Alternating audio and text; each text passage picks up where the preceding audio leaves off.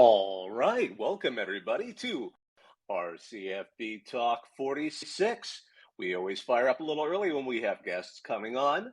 My name is Bobek Hayeri. I'm going to be joined by my co-hosts, Sirius and JD. So we're going to go ahead and get that all set up. We have a guest today, and he's going to be joining us momentarily. Jon Wilner, longtime writer for the San Jose Mercury News. His Pac-12 hotline is, there he is. And he just joined us. His Pac-12 hotline column is syndicated across the Pac-12. So I'm going to go ahead and invite our guest to speak. I know we were able to sort it out. We just go ahead and made you a co-host. You got me there? Yeah, there we go. No, there we are. How you doing, friend? We had a guest yesterday, a younger person, say that this makes everybody feel a lot older when they try to join one of these. So have no fear. This is something we've dealt with many a time. We're just happy to have you joining us. Thanks. I appreciate it. So obviously you broke the news about USC and UCLA heading to the Big Ten. Based on because you're obviously one of the authorities on the Pac-12 with the Pac-12 hotline, how surprising was it? Boy, that feels like 3 years ago, not 3 weeks ago. It's one of those deals where in the moment it was surprising, stunning to me, especially the UCLA piece.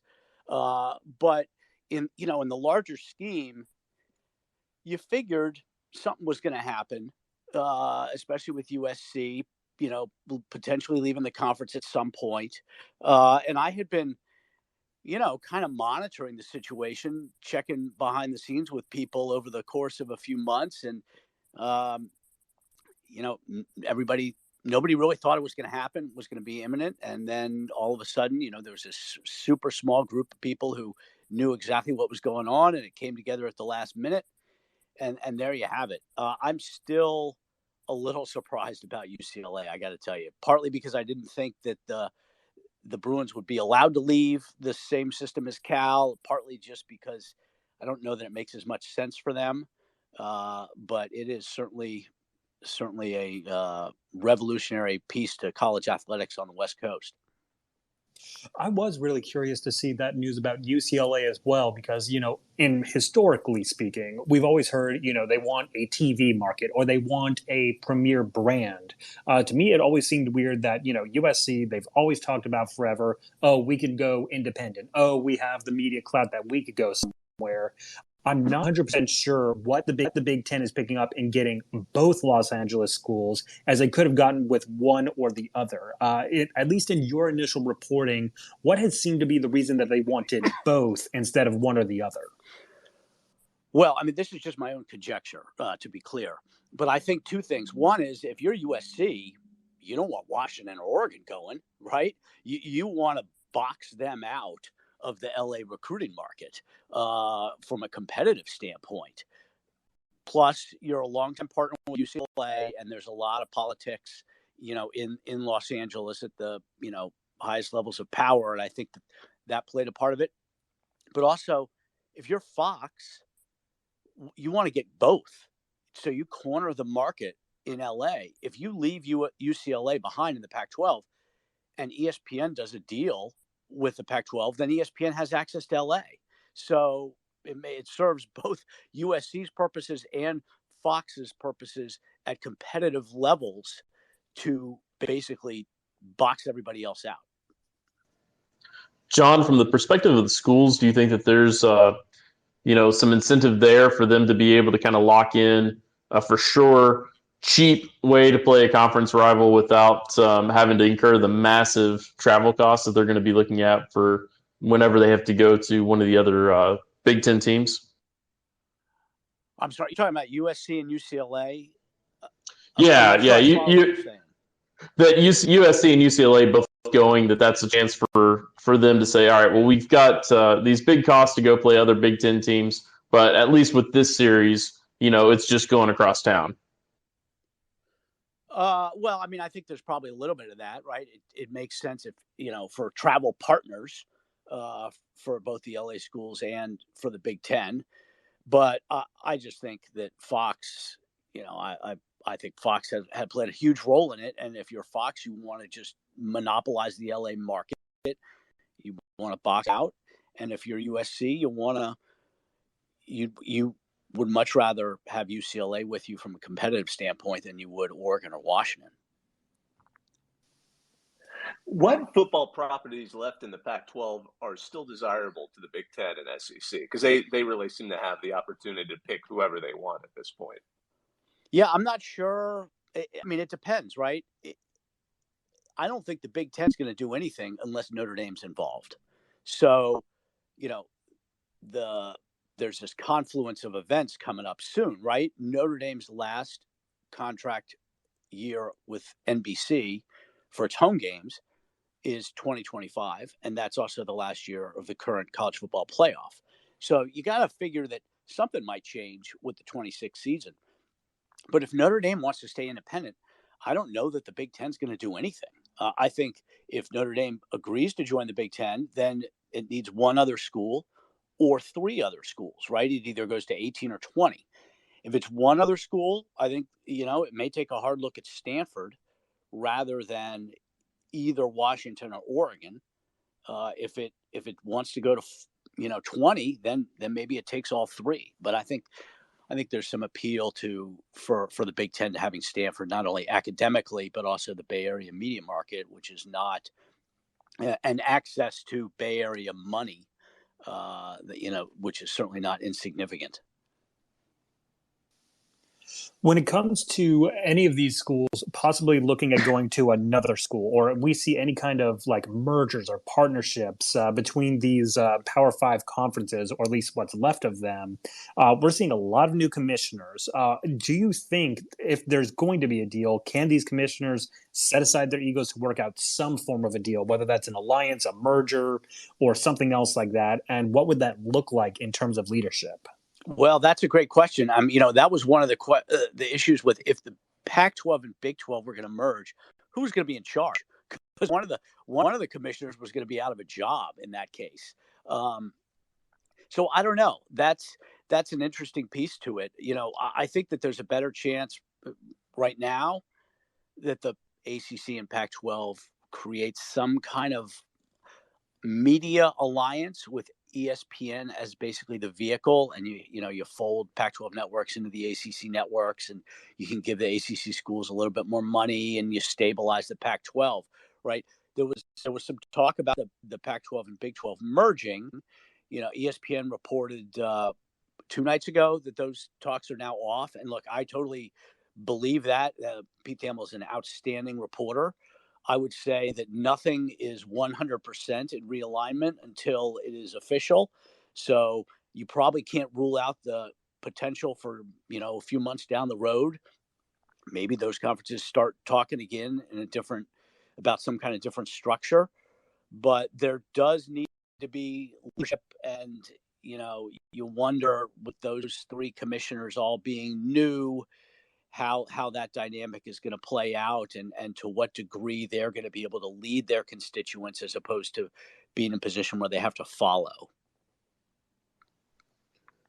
With the commissioners having to kind of jockey a little bit here, do school presidents and athletic directors need to play a bigger role in how they communicate and try to guide their conferences? Are they going to leave it in the hands of commissioners and say, we trust you to set aside your ego and your concerns about your positions in the future and do what's best for the conference?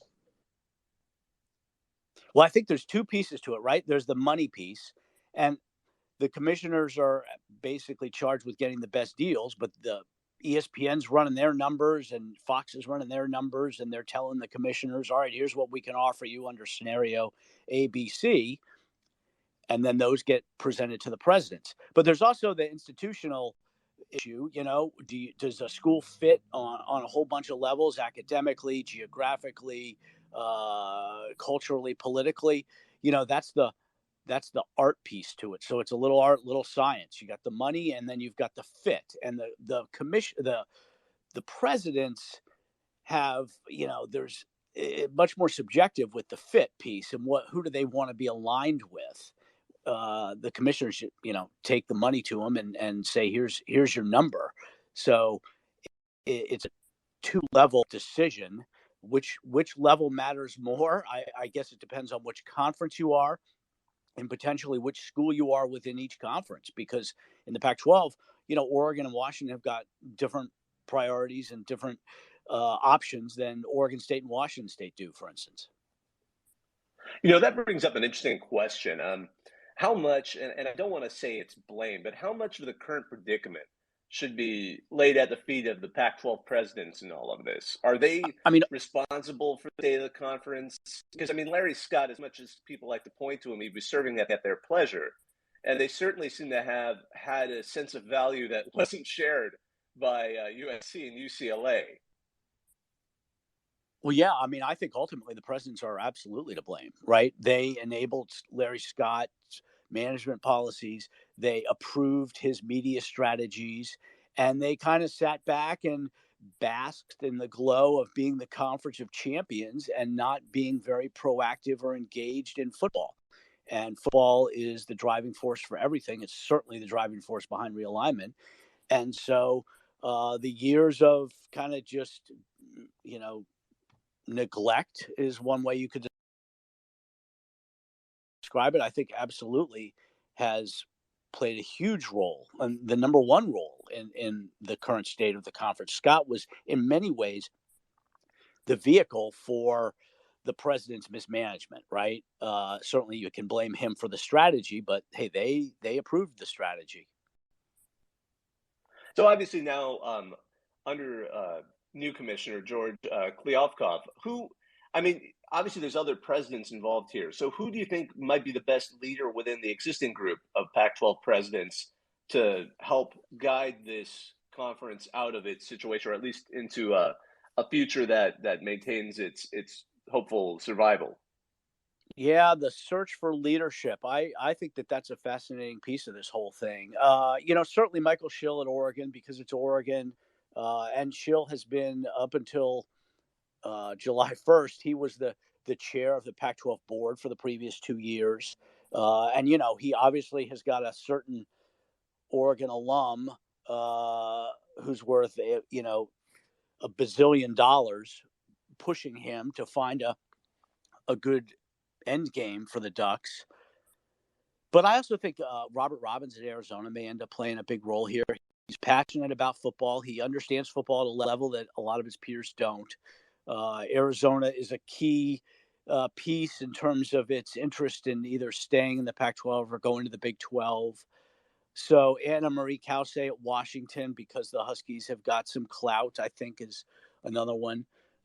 So it's interesting. There's no clear-cut, in my opinion, leader. And that says a lot about where the Pac-12 is and where the Pac-12 has been, in fact. So as we look at what the Pac-12 will be, at least until these media rights are coming up, we've seen these statements of unity of they want to go explore the media rights as soon as they can. What kind of value do these presidents currently see in the Pac-12? Is that going to change at all with these media right negotiations? Well, that's a big question. They're together until they aren't, really. And they are waiting to see what their options are financially. What kind of package is the commissioner going to round up, either from ESPN or some kind of combination of ESPN, Fox, and somebody else, right? They're waiting to see what their options are. And there's two levels to that. One is this current 30-day exclusive negotiating period with Fox and ESPN. And then if we get to early August and there's no deal, then that would indicate the Pac-12 is basically taking its media rights to the open market for the best bid. And then in that case, it could take many months. But I think all the schools are looking for a reason to stay together, but I don't know if they're going to get one. And I don't think, though, for sure that they're going to get one. You mentioned going to the open market. Is there a serious third-party contender for these media rights other than ESPN or Fox? I don't know. It'll be interesting to see where Apple and Amazon come down on this. And I think we'll get a little bit of a clue from the Big Ten's deal, right? Big Ten is probably a few weeks away from finishing up its media negotiations. And if Apple or Amazon show some kind of interest in getting college football, then that would probably be an encouraging sign for the Pac-12. But I think, we'll see what NBC and CBS do with the Big Ten, and then that'll give us a better idea of whether either of them is interested in the Pac-12. Turner, I don't think you could totally rule out Turner at this point. But really what the Pac-12 needs is for ESPN to get boxed out of the Big Ten's rights to the greatest extent possible, because it create value in the Pac-12 inventory for ESPN.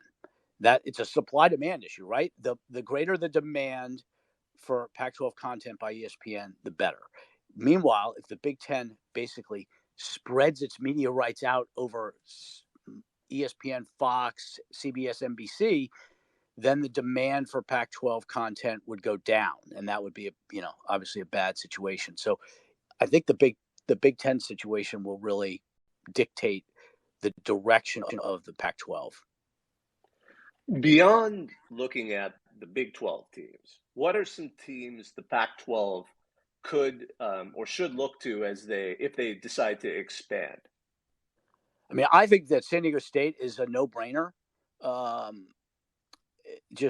just can't imagine the Pac-12 moving forward successfully without a campus within 300 miles of Southern California, right? I mean, that doesn't make sense. It's like the Big 12 moving forward without a campus within 300 miles of Dallas. You're not going to do it. So I think that San Diego State is basically a must-have.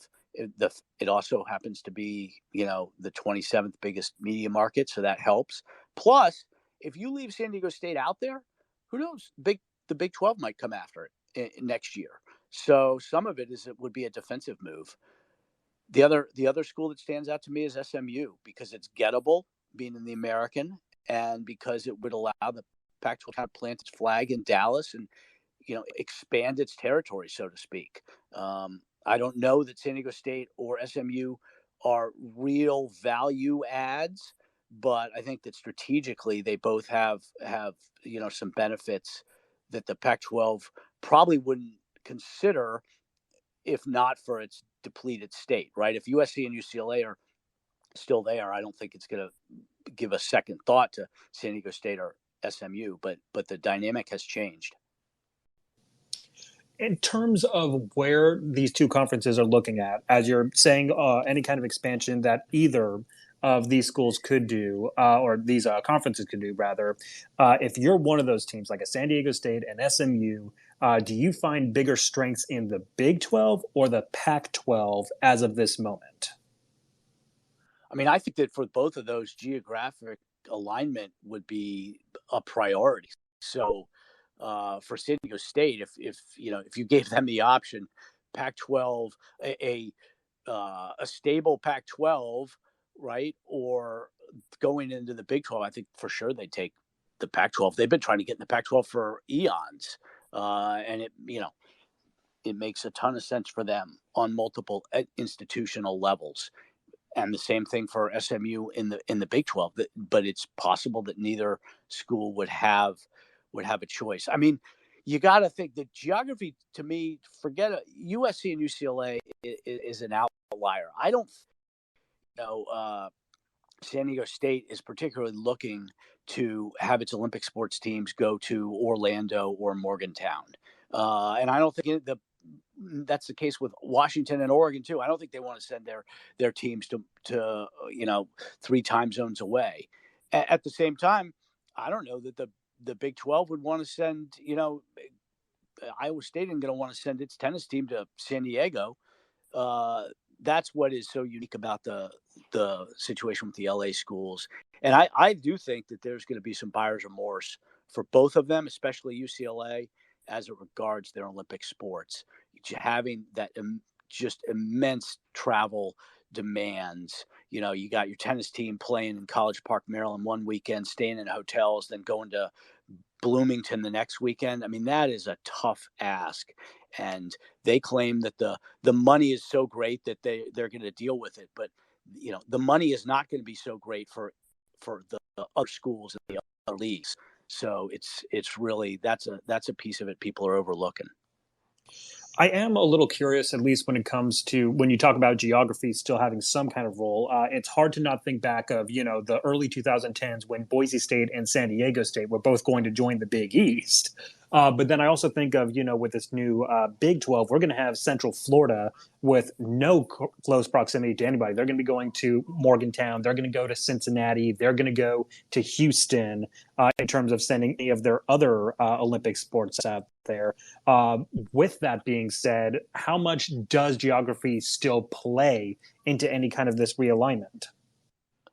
Yeah, I think it does play a significant role. But for UCF, that was a significantly better, markedly better opportunity.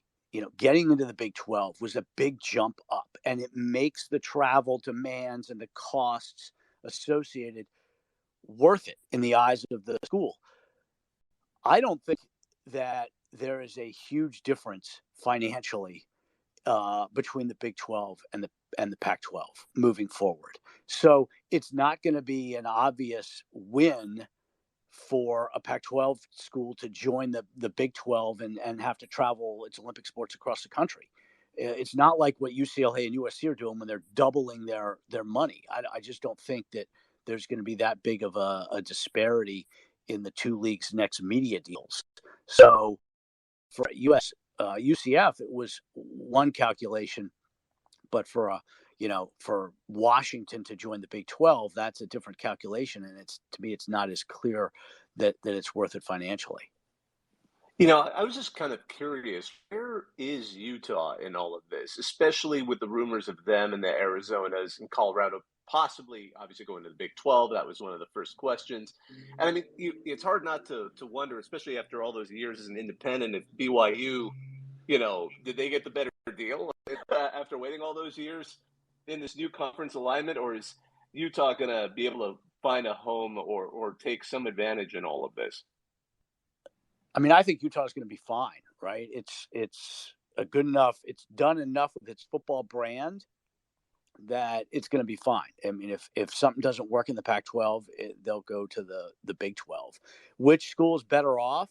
I mean, it certainly has changed for BYU's standpoint, right? They are in a much better position in the 12, and that was the case even before, USC and UCLA left. They're better positioned than when they were independent, I should say. So, I don't know. Utah will be fine. Oregon's going to be fine. Washington's going to be fine. I don't know for sure where that's going to be.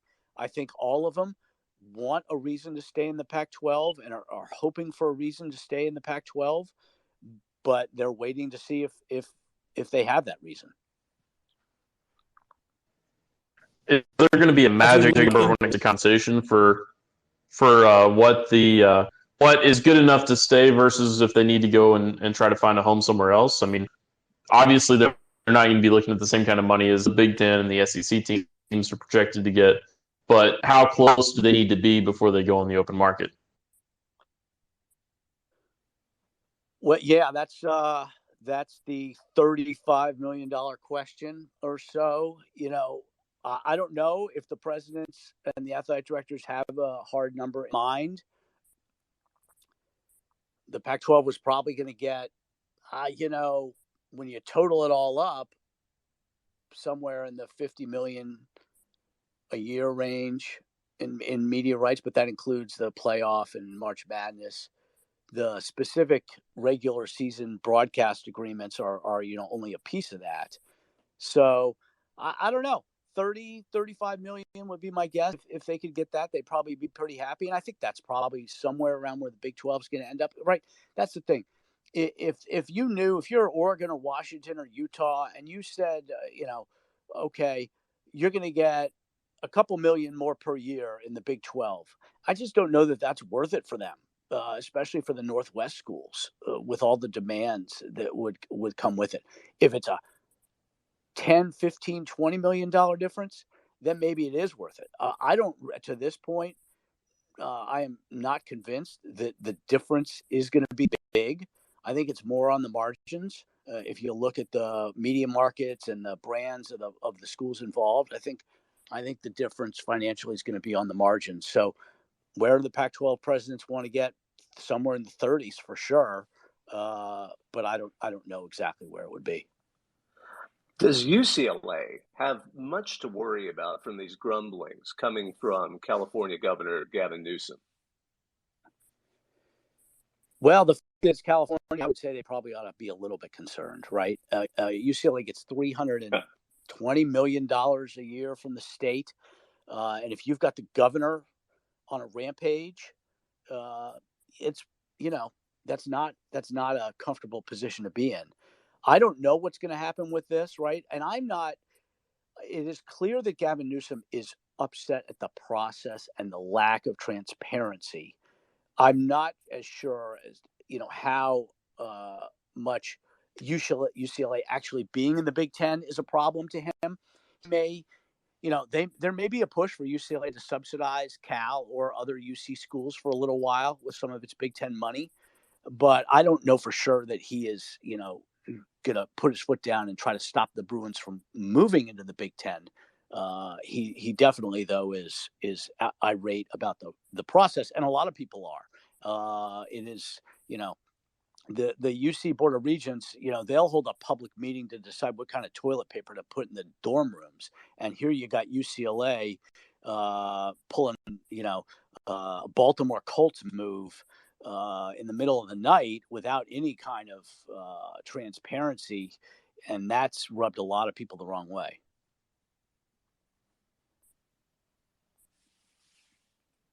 So how valuable is Pac-12 after dark? Well, I think it's pretty darn valuable, especially to ESPN. Pac-12 is the only conference that can fill that window. And it is an important window, 7:30, 10:30 Eastern. There's still people watching, and it's a unopposed broadcast, right? There's no other Power 5 going on at that time.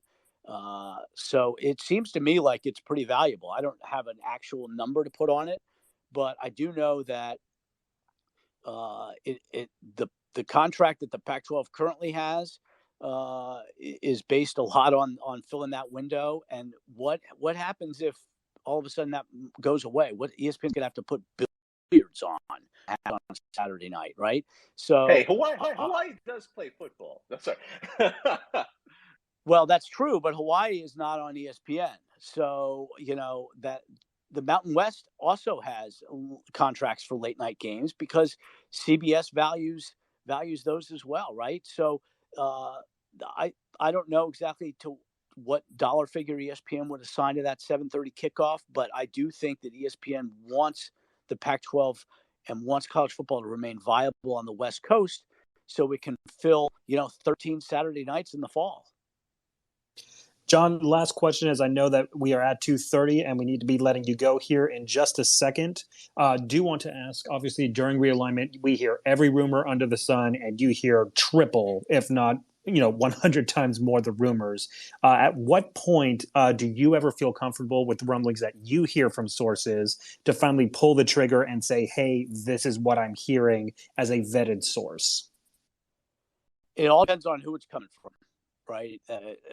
And what it is. You hear some stuff from people you completely trust, but it's not necessarily information that's worthy of being placed in the public realm. It's just a filter process, and you just have to, it's reporting is like almost everything else, right? It's about relationships. It's about trusting people that they have solid information, and then deciding whether that information is worth publishing. I mean, I publish, a 10th or a 20th of what I hear, because a lot of it just isn't necessarily relevant.